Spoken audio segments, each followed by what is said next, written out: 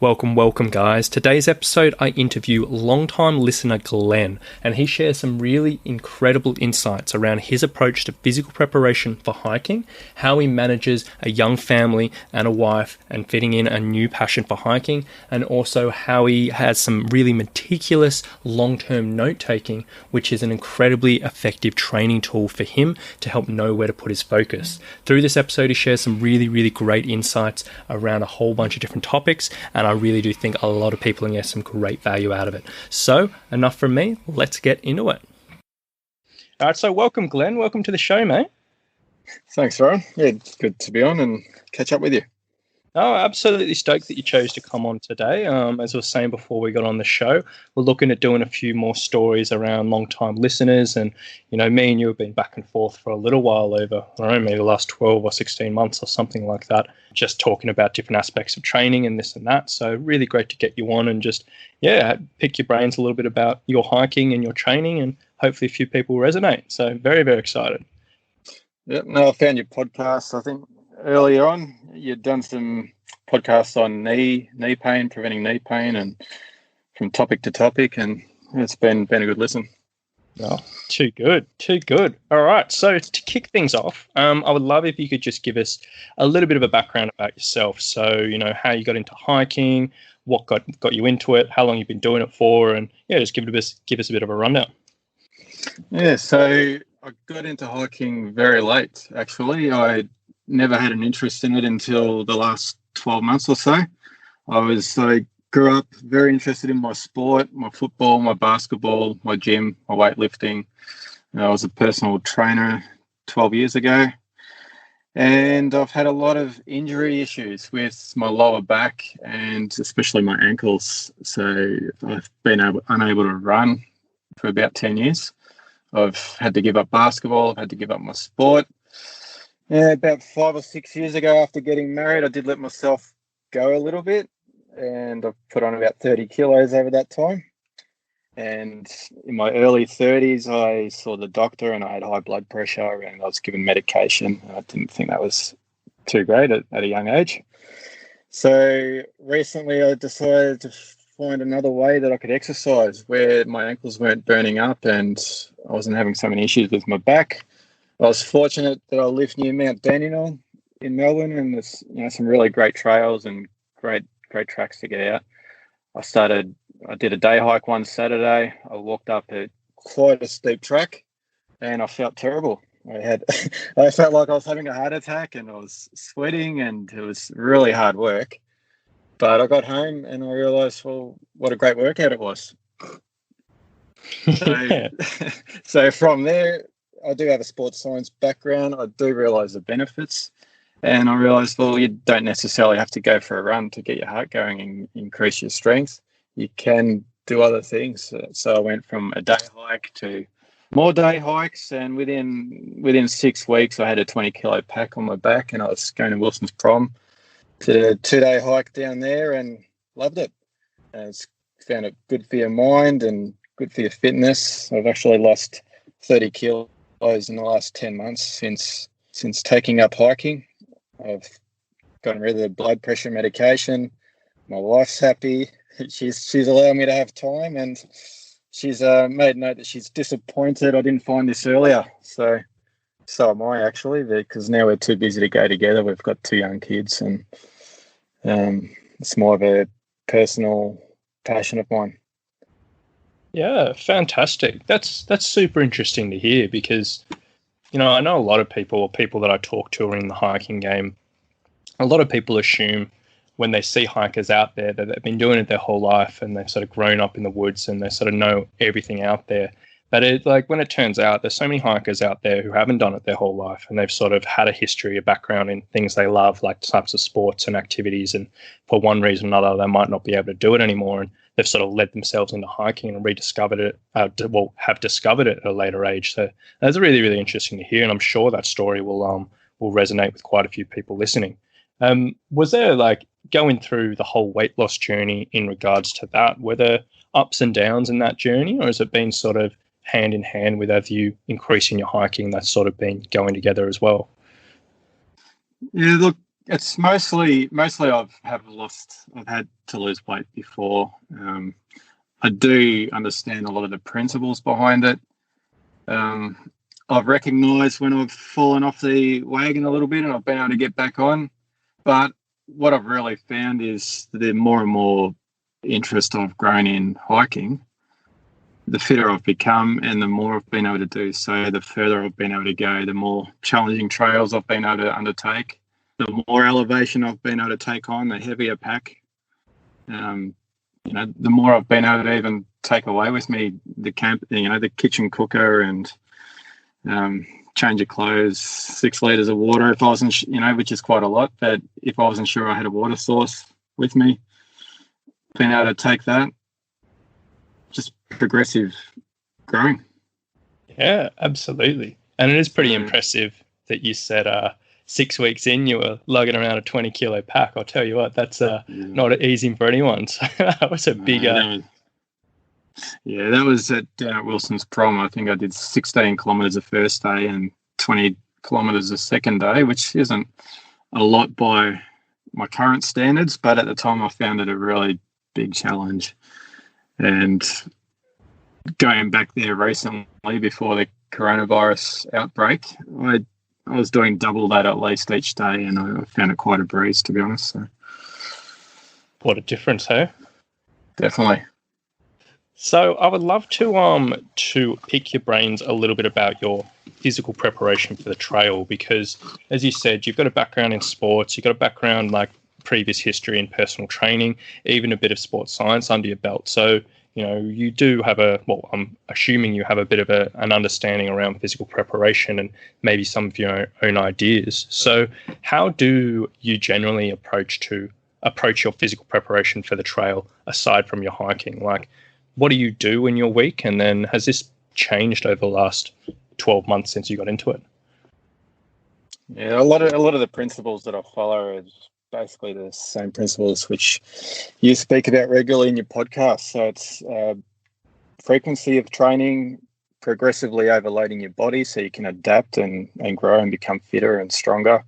But the big one for me is specificity. So training specifically to achieve the goals that you want and meet the targets that you're trying to follow. So for me, to start off, I had a few kilos I was trying to lose.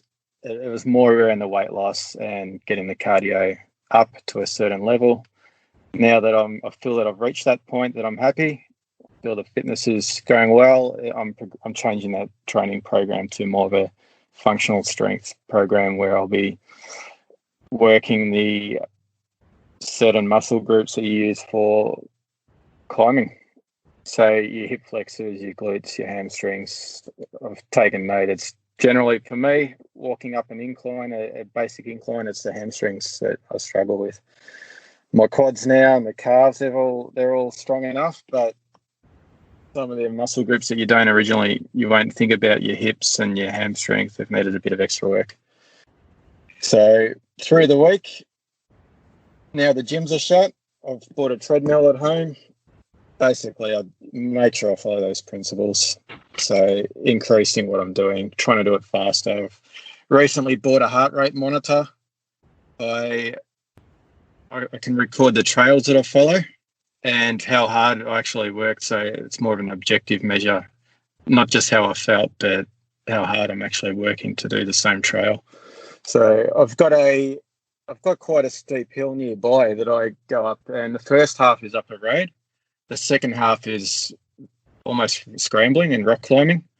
It ends up being a 1.5 kilometre long track, but it's about 400 to 500 metres of elevation gained over that distance. So when I first did it was taking me around 50 minutes and then 45 minutes, and I broke the 40-minute barrier. So I'm pushing and pushing. And then recently I've achieved the same track in under 30 minutes.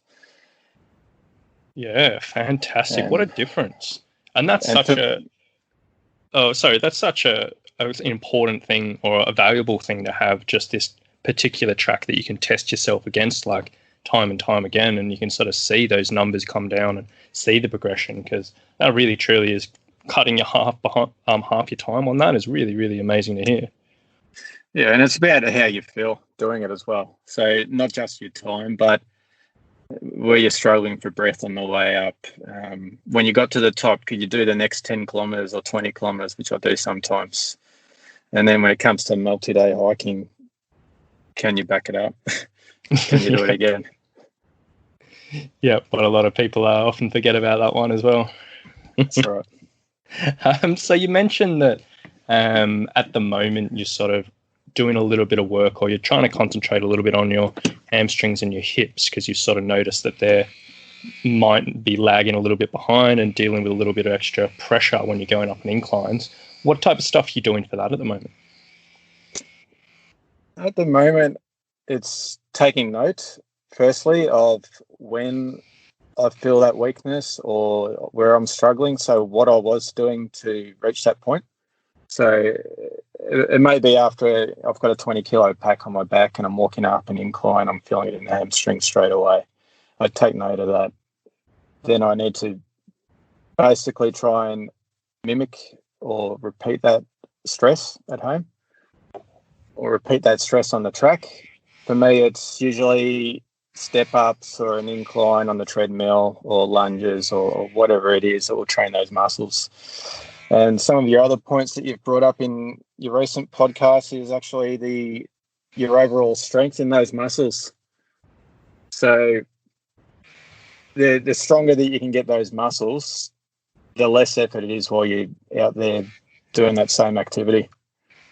Yeah. So I think you've used the term strength capacity or something along those lines. Basically, if you can do X amount, but you only need to work at 50% of that, if you've got double the amount of strength, you get less tired doing the same activity.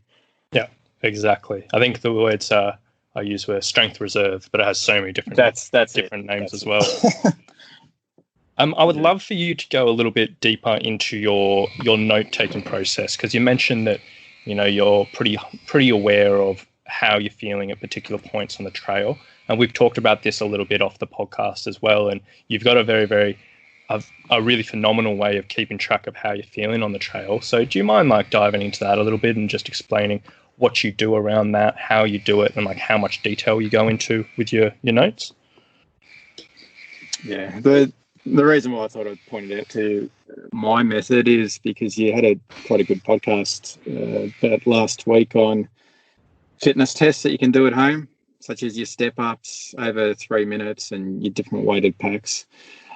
I follow the same training methods, but I record how I'm feeling when I'm on the track, listening to the body, listening to where I'm struggling, what I need to improve. So I think I've already mentioned it, the hamstrings and the glutes. So I'll go to the level of recording exactly what I was doing for that day, when I was feeling fatigued. So an example would be, I've hiked 75 kilometers over 2 days. I had a 20 kilo pack on my back. I had 1,000 meters of elevation gain each day over those 2 days. Towards the end of each day, I felt tiredness in my hip flexors, tightness in my gluteus medius, and my lower hamstrings were tired. At the same time, I found a great improvement in my quad strength, my calf strength, and cardiovascular. I was feeling great. So at the same time of noting where I struggled, I also note where I've noted improvement.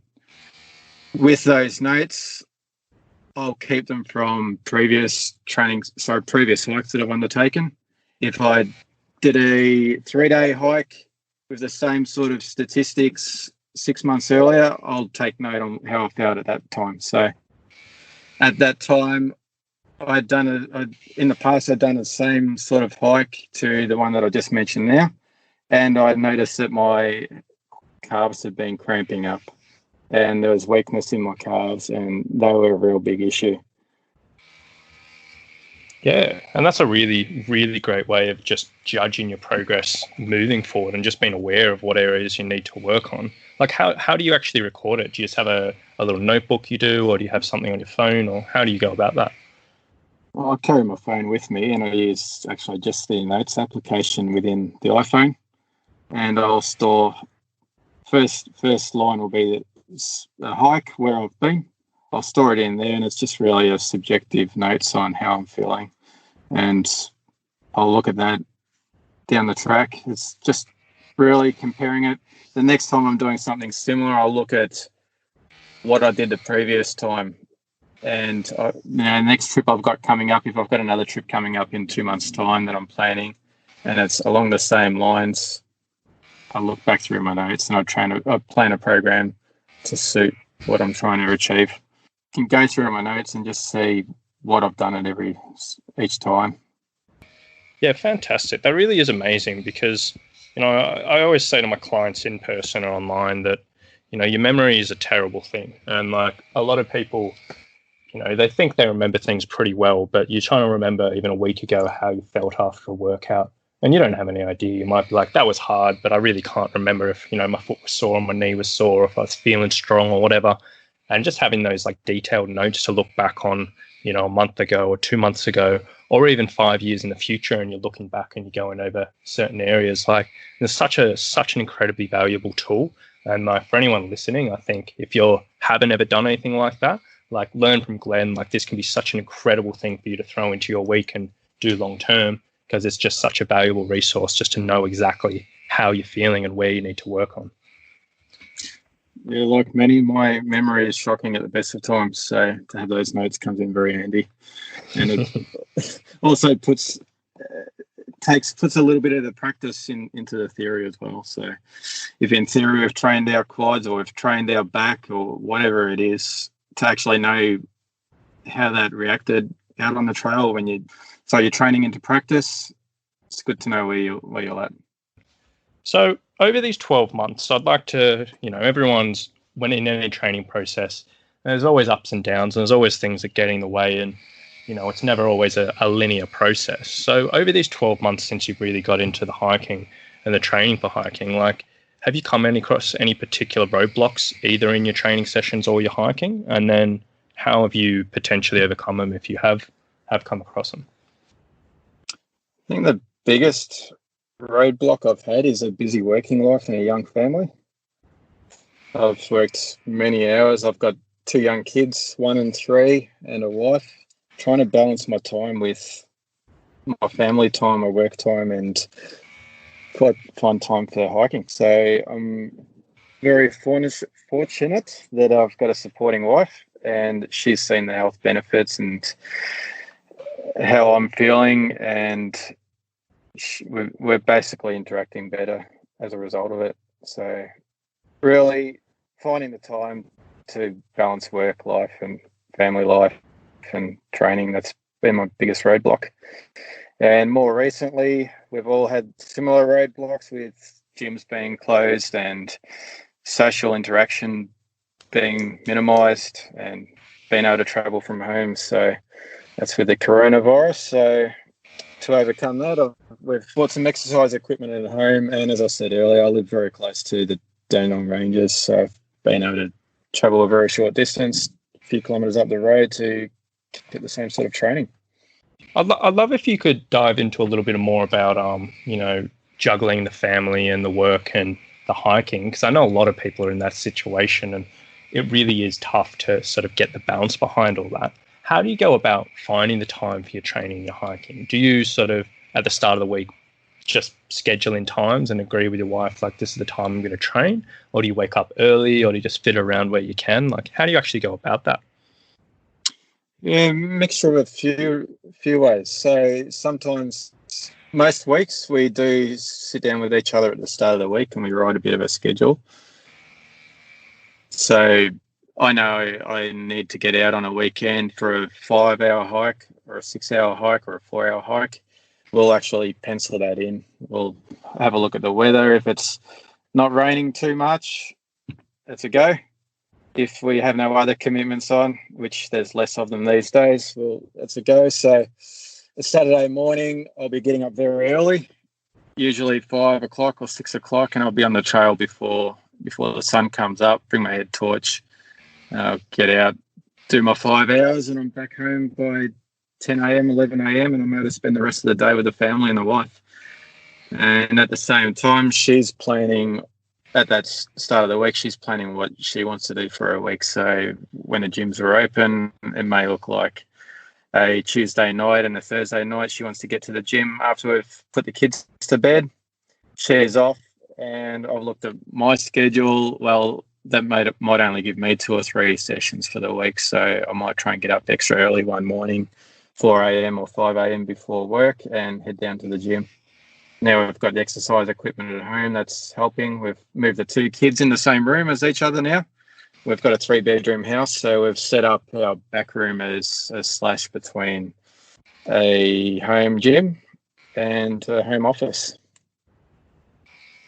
Yeah, fantastic. I think that that's really, really good to go over, and that's some really interesting way you go about it, because it sounds like it's working for you, and I know so many people listening will get some benefit out of purely just that little segment, because I get asked that quite a bit. So it's really, really interesting to get your insight and approach. So thank you for sharing that. So the next big question is after lockdown and after everything gets a little bit more back to normal, what's the first big adventure that you have in your sights? Okay, well, after my previous attempt to progress to the next step, and the motivation that I'm finding is to constantly find something longer or further or steeper or something more challenging, even if it's more technical than what I've done in the past. So I had a trip planned to La Pinta Trail on August 1. Now, that's a 230-kilometre hike along the McDonnell Ranges for 14 days. You get 3 food drops along the way. There's a trail support there. It looks like that's cancelled, but it's still a little bit up in the air at the moment. So as far as I'm concerned, it is cancelled. But if that's the case, I'll be doing that middle of next year. It's really got to do with timing at the moment. So if that's cancelled until next year, I'll be doing that next year, but I'll be looking for something to do before we get to the end of spring. So my next adventure is do a trail along the Australian Alpine Ranges, preferably in the snow, add a more challenging element to it. So I haven't done any hiking in the past or in snow. I have hiked in sand. You burn quite a lot more energy, and it does take a different skill set.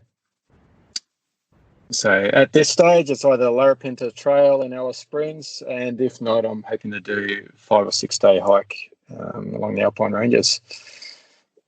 Amazing. And then what's your prep going to look like? Let's say if you end up doing the snow hike up in the Alpine Ranges, what's the preparation going to look like? Is it going to be any different to what you're doing at the moment, or is it just going to be keep on plugging away? No, now that I've reached a cardiovascular fitness level that I'm happy with, definitely more of a strengthening exercise. So I'll be focusing on the legs. Exercise gear is another one. I haven't hiked in the snow before. I haven't camped in the snow before. I know I've got a lightweight tent and a lightweight a lightweight tent and a lightweight sleeping bag. When I've hiked in those in the past, I've been quite cold. Going in winter time, I'm going to need some different gear. So at the moment, I'm looking at either a hiking quilt. I've recently bought some thermals, some snowshoes will be needed, waterproof shoes. I bought a brand new pair of Keen's hiking boots late last year, but just the trails that I've gone on, a lot of rocks and steep terrain, it's actually did quite a bit of damage to those shoes in the space of 3 or 4 months, and they're letting water in. So more for me, it's the training and the equipment. Yep, absolutely. Well, it sounds like a couple of great adventures ahead either way, whether you get on La Pinta or whether you get up the Alps. So, should be happy days once it all comes back to normal. No, so it really is. So to wrap things up, were there anything else that you wanted to add today? Any other particular hints or words of advice or anything for hikers out there listening that we might not have covered today? Yeah, well, for me, it's about finding the next adventure, keeping fit. There can be quite a long time between those adventures, depending on what sort of flexibility you have in your own life. But you may be able to get out every weekend or every few weekends, or the type of adventure you're trying to plan for might not be for the next year, such as if you're going mountain climbing up Kilimanjaro or doing the Kokoda Trail. They're things that most people can't do every week and every month. So for me, it's find a goal, find a plan, find a goal and find an adventure that you keep aiming towards. So at this point, I can't get out of my head actually more mountaineering, and I've got my Larapinta Trail booked in for next year, but I'm looking beyond that already. So I've looked at the Kokoda Trail, which I know you did late last year, and you've said a lot of good things about it. A lot of your clients are training Mount Kilimanjaro and other mountains. Though I haven't climbed any of these mountains yet, I'm really finding the idea of it fascinating.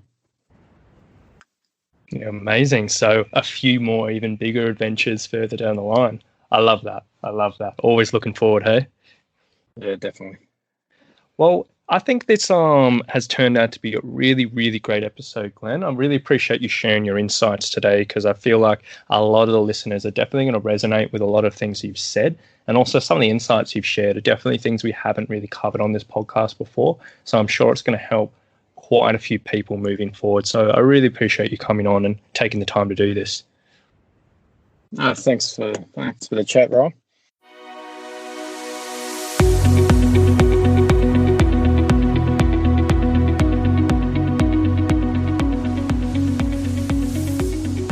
You've been listening to the Training for Trekking podcast.